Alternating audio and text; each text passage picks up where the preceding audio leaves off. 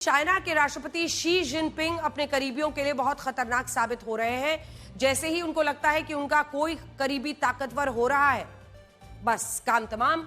भविष्य में उनकी जगह ले सकता है, ऐसा डर अगर एक बार आ गया तो वो तुरंत उसको रास्ते से हटा देते हैं, यानी उसे पद से बर्खास्त कर देते हैं। और ये काम शुरू होता है भ्रष्टाचार के आरोपों से। इस लिस्ट में नया नाम जुड़ा है पीएलए की सभी फैसले लेने वाली संस्था सेंट्रल मिलिट्री कमीशन के वाइस चेयरमैन और वरिष्ठ जनरल झांग युक्सिया का।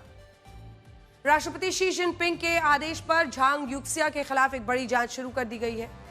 जनरल झांग युक्सिया पर आरोप है कि उन्होंने चाइना के न्यूक्लियर हथियारों से जुड़ी गुप्त जानकारी अमेरिका को लीक कर दी है। चाइना के रक्षा मंत्रालय ने उन पर अनुशासन और कानून के गंभीर उल्लंघन के आरोप लगाए हैं।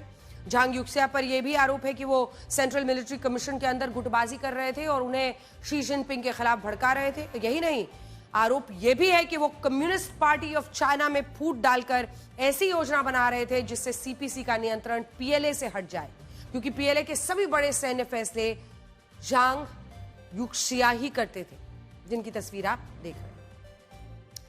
पीएलए के इस वरिष्ठ जनरल की मेहनत और रणनीति की वजह से साल 2023 में शी जिनपिंग को लगातार तीसरी बार राष्ट्रपति बनने का मौका मिला।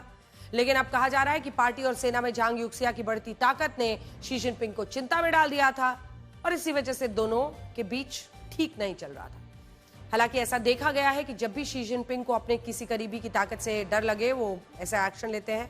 इस एक्शन की झलक पार्टी की बैठकों से नजर आने लगती है, क्योंकि उस व्यक्ति को बैठकों से दूर कर दिया जाता है, पद से हटा दिया जाता है। झांग युक्सिया के साथ भी यही हुआ।